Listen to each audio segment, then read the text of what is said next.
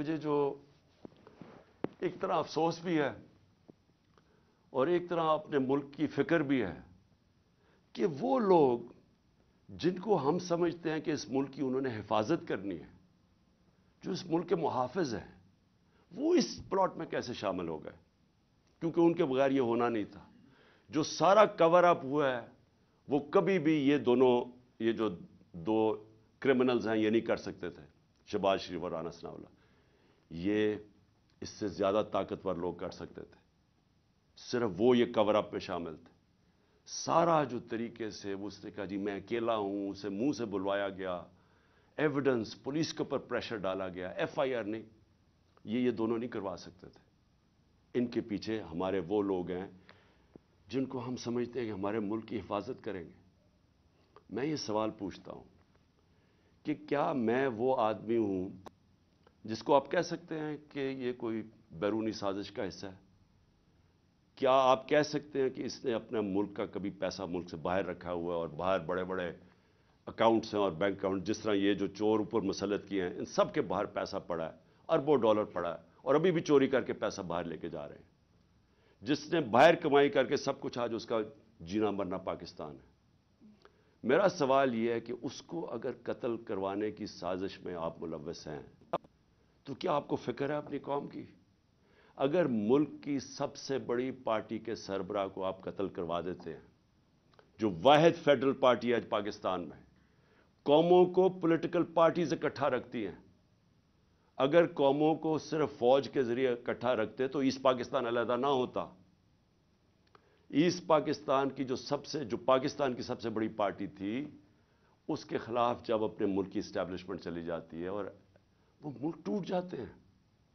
اگر آپ وہ پارٹی کے سربراہ کو ختم کرنا چاہتے ہیں جو واحد اس وقت ملک کا ایک ملک کی فیڈریشن کی اس وقت ایک ہی آدمی ہے جس کی ساری جگہ ووٹ بینک بھی ہے، جو اکٹھا بھی رکھ سکتا ہے، تو یہ کس کے لیے کیا جا رہا ہے؟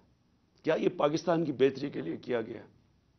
مجھے پتہ ہے کون تھے، اور مجھے افسوس سے کہنا پڑتا ہے مجھے بڑے افسوس سے کہنا پڑتا ہے کہ جب مجھے گولیاں لگی اور جب میں تب سے 3 مہینے یہ میری ٹانگ کو ٹھیک ہونے میں 3 مہینے لگیں گے، کیونکہ جب آپ کی نچلی ٹانگ ٹوٹتی ہے وہ 3 مہینے لگتے ہیں اس کو ہیل ہونے میں۔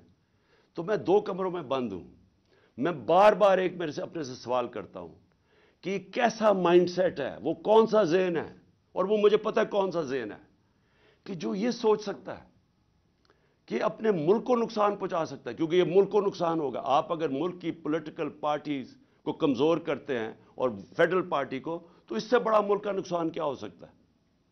یعنی یہ آپ کے دشمن کر سکتے ہیں۔ یہ دشمنوں کا پلان تو ہو سکتا ہے کہ ملک کو کمزور کرو اور ان کی پولیٹیکل پارٹیز کو کمزور کرو، فیڈریشن کو کمزور کرو، لیکن وہ لوگ جنہوں نے ملک کی حفاظت کرنی ہے وہ کیسے سوچ سکتے ہیں؟ اور میں بار بار میرے یہ ذہن میں چیز آتی ہے، اور مجھے پتہ ہے کہ بدقسمتی سے یہ صرف 1-2-3 لوگوں کی یہ سازش تھی، اور مجھے یہ بھی پتہ ہے کہ ہمارے ملک کی جو فوج ہے وہ ہر روز قربانیاں دے رہی ہے اس ملک کے لیے۔ وہ وار آن ٹیرر میں وہ قربانیاں نہ دیتے، آج ہماری حفاظت، یعنی ہم اس ملک میں کمفرٹیبل نہ ہوتے، ہمیں اعتماد نہ ہوتا کہ ایک ایسی ہمارے پاس سیکیورٹی فورس ہے جو اس ملک میں ہمیں سیکیورٹی دیتی ہے، لیکن ہر اداروں کے اندر کالی بھیڑیں ہوتی ہیں۔ اور یہ جس نے پلان کیا، مجھے پتہ ہے اور میں یہ چاہتا ہوں کہ یہ جے آئی ٹی کے ساتھ اب کوآپریشن کی جائے۔ یہ لوگ جو ایک جان کی آبسٹرکٹ کر رہے ہیں جسٹس، ان لوگوں کو ان کے اوپر ایکشن لیا جائے۔ اور میں آخر میں اپنے سپریم کورٹ کے چیف جسٹس سے کہنا چاہتا ہوں کہ میں نے شروع میں ہی کہا تھا کہ مجھے صرف انصاف کی ایک جگہ سے توقع ہے۔ جب یہ طاقتور لوگوں کو جن کے میں نے نام لیے ہیں، یہ کیسے انصاف ہونے دیں گے اگر یہ خود اس میں ملوث ہے؟ تو صرف ایک طاقتور اگر انکوائری، اس کو اگر چیف جسٹس اس کو بیک کریں، پاکستان کے سپریم کورٹ کے چیف جسٹس، تب ہی انصاف مل سکتا ہے۔ نہیں تو مجھے اب تک جو میں نے حالات دیکھے ہیں، جس طرح کی ہر جگہ رکاوٹیں ہیں، امید انصاف کی نہیں ہے۔ میں آج آپ کے سامنے جے آئی ٹی رپورٹ کی فائنڈنگز رکھنا چاہتا ہوں، اور یہ جے آئی ٹی کس لیے بنی تھی؟ جب میرے اوپر قاتلانہ حملہ ہوا.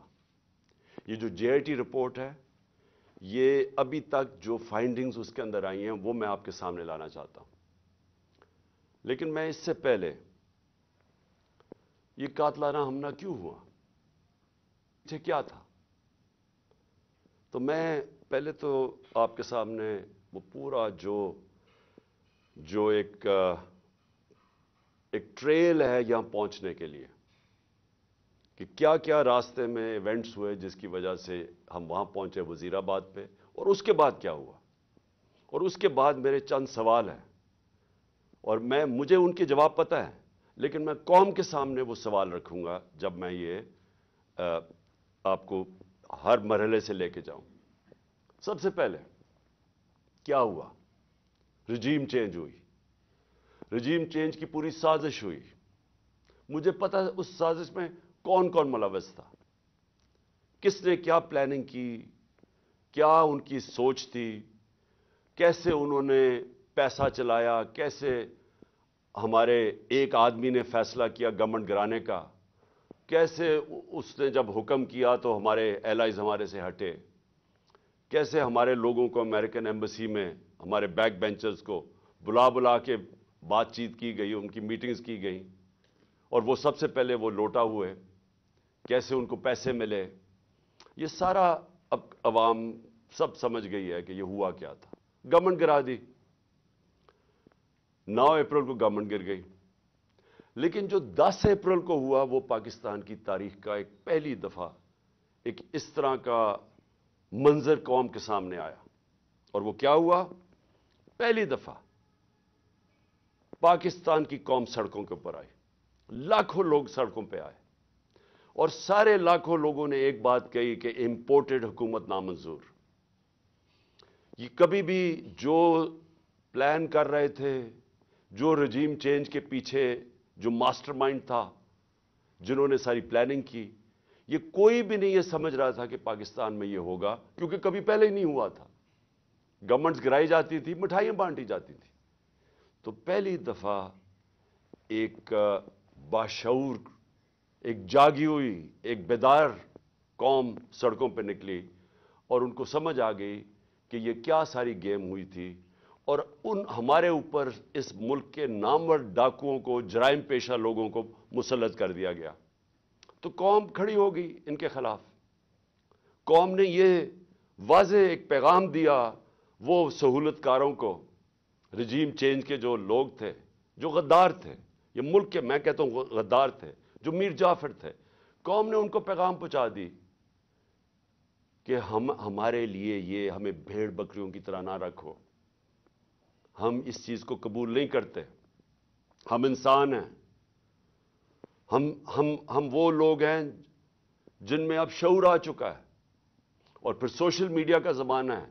آپ کسی کی آواز ہی نہیں بند کر سکتے. جس کے پاس موبائل فون ہے اس کے پاس آواز آ گئی تھی. تو اس کے بعد یہ سوچا گیا جنہوں نے یہ رجیم چینج کی کہ جی اب یہ تھوڑی دیر کے لیے چلے گا، پھر یہ ایک غبارے سے، بلون سے ہوا نکل جائے گی. یہ ساری چیزیں ہم نے سنی. پوری گورنمنٹ نے پھر تیاری کی، اور جو ہمارے